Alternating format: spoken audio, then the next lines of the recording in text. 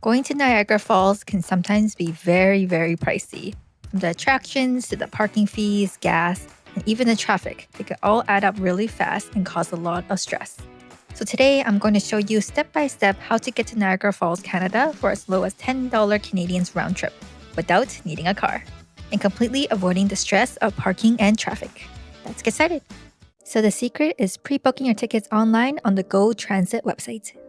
As you can see by Google Maps, there's a couple options, but I recommend booking direct trains if using the Go Transit just to avoid the stress of transferring in between. Here, I'll show you how to directly book on their websites. You'll start by entering your starting Go station, and you can see the available ones on the drop-down menu, and your destination will be the Niagara Falls Go station. Once you click search, you'll see all the available departure times. For our trip, we only wanted a direct train, so there are fewer options, so make sure you arrive on time since they don't run as often. Next, I'm going to reverse the search so you can see the direct train times for the return trip back from Niagara Falls back to your starting points. Double check that these times work for your schedule before booking so you don't miss your ride back.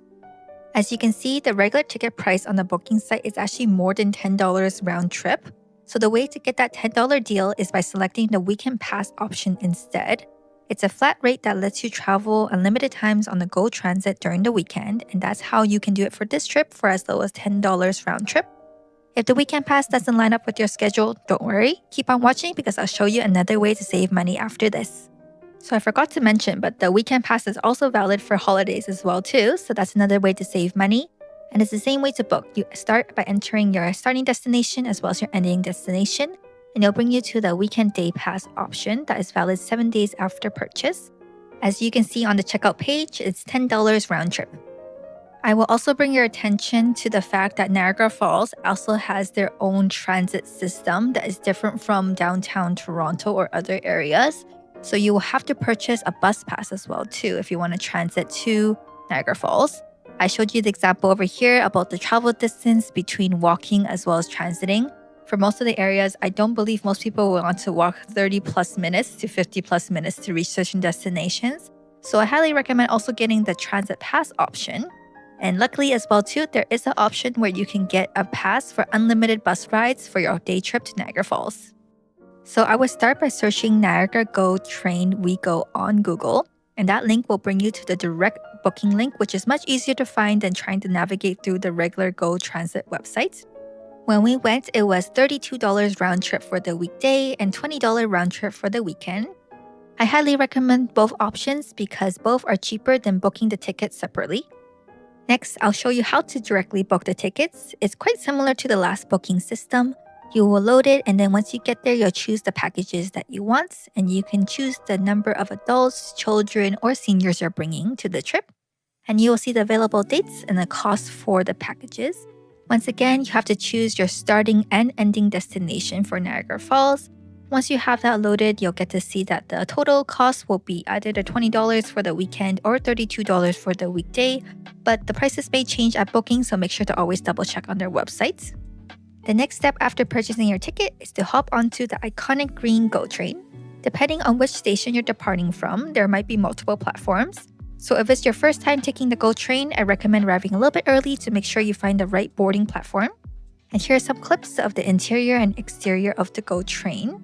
Also a reminder that the seats are first come, first serve, so if you're traveling with friends or family, try to board a little bit earlier to sit together.